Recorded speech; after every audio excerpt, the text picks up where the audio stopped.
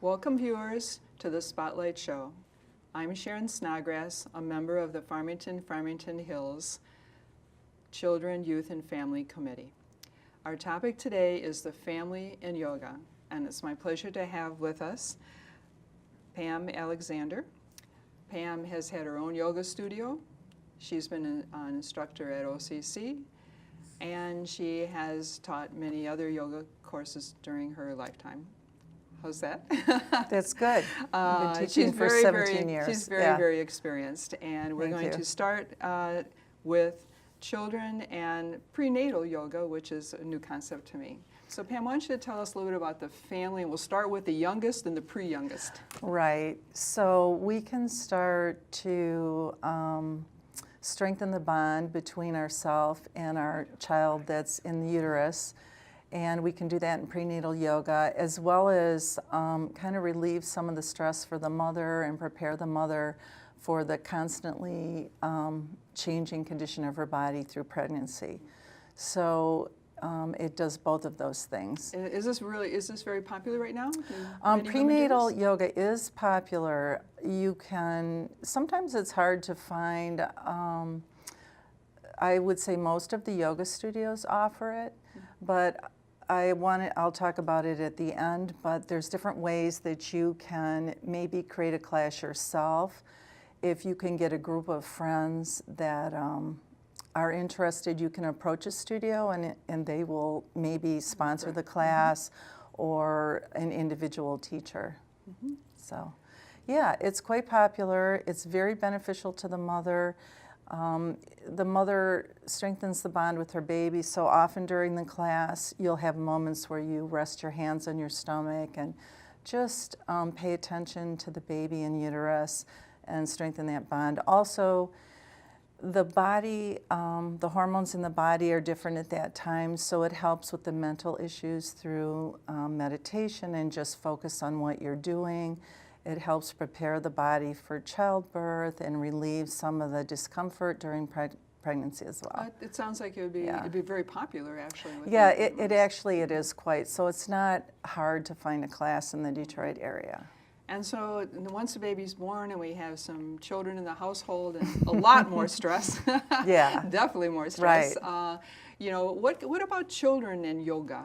Children Okay, and mom and yoga. After the baby's born, they have mom and infant classes, and so that's beneficial for the mom, and that you ease your way back into building strength and taking some me time, so that it relieves some of the emotional stress as well. The baby, you might place the baby on your body while you're doing yoga. There's a little more gentle moving. You're not taking a regular yoga class your body's not ready for at that moment, so it's a way to ease yourself back into well-being. And it's good mentally, physically.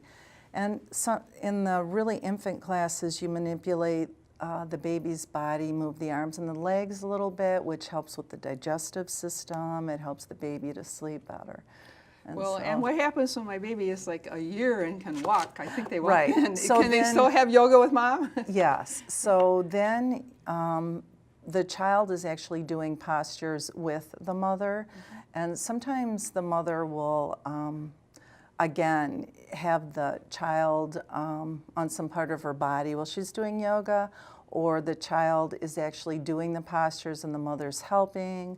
And so it helps the child to build confidence and their large and small motor skills, breathing, focus, many different things like that. And would just continue if they were 2 or 3 years old? It sets the pace actually for the rest of their life as far as general well-being and healthy habits. So you can start as early as infant, continue through toddler, child, teenager, and into an adult. And so it really gets them thinking and moving and gives them tools for life. And when they get to be, in school, do any of the schools offer like a yoga classes as part of the curriculum? It has been part of the curriculum in some schools. I know in some of the high schools, the gym and the sports groups use yoga as an adjunct to facilitate the different sports. I was just talking to my daughter's friend who volunteers in the school system with very young children, and she was telling me how she was able to transform the energy of the children from bouncing off the walls to calm, centered, and grounded after doing some of the meditation practices. And the teacher was just amazed at the results. And this has been the finding in many documentaries and articles that I've read and seen, that meditation and yoga in the schools is having like a huge impact in lifelong tools and day-to-day living. So it not only builds a strong body and a mind, but it helps them focus and become less judgmental, more compassionate, non-reactive. So it is a lot more than just physical. Right. I would say the meditation actually is probably the most beneficial as far as giving the child tools for everyday life. And so how do we get Dad involved in all this? We got Mom and the 1-year-old here, but how is Dad, who's so dads can do the mom and tot classes, Mm-hmm. or it's not mom and tot, parent and tot. Dads can do that as well. There's now, moving further up into the older years, there's partner yoga, and so that just isn't parents or a romantic relationship, but it can be a parent and a child, it can be siblings, it can be friends, various family members, and that's really fun to do.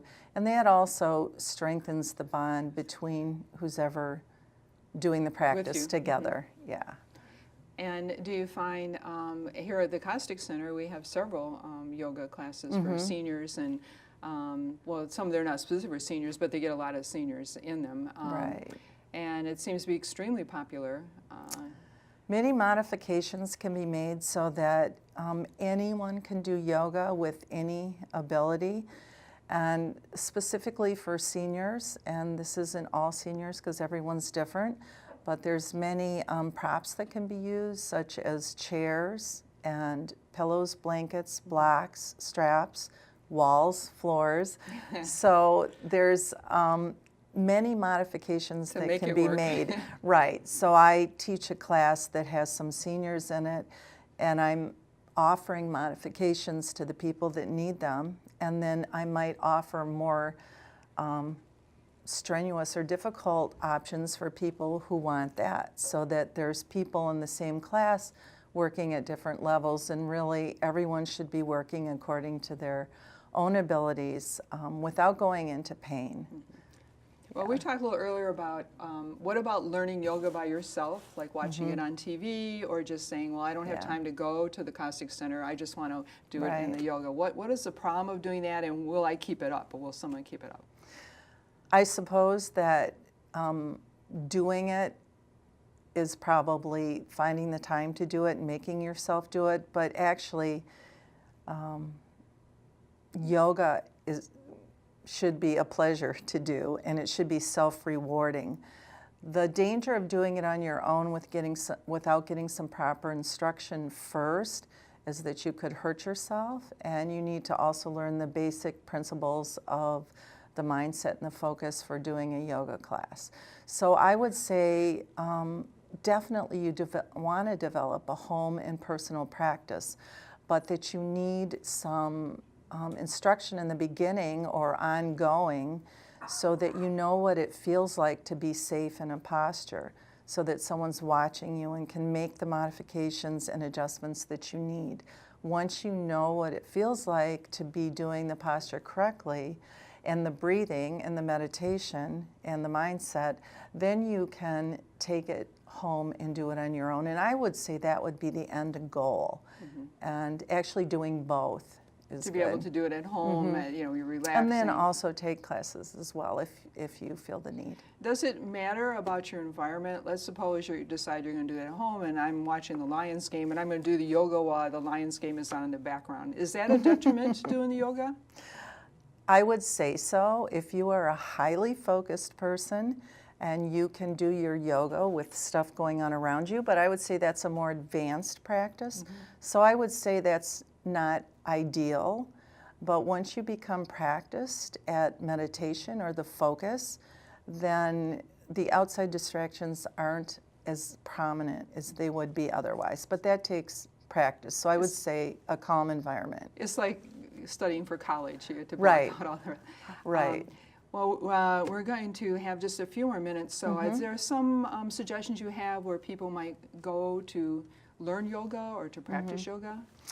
So I would check the community centers and the recreation centers in your area. I would definitely check the yoga studios, and you can Google for specific classes or teachers in your area.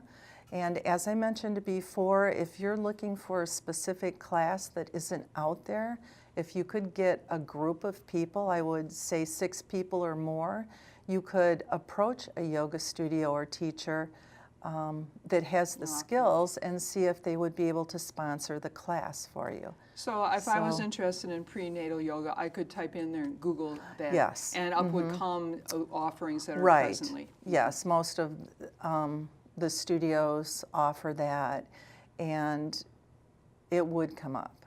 Well, great. We're about the end of our program. Okay. And thank you so much for coming. It's been Thank very you, Sharon. informative. So And glad to be here. Pam, it's nice to have you. And I Thank learned you. a little bit about more about yoga, though I do try it every once in a while myself, but I will say I usually do it wrong. So something isn't joined in the right place. So thank you again for coming. And I hope that our viewers will look at another one of our Spotlight programs.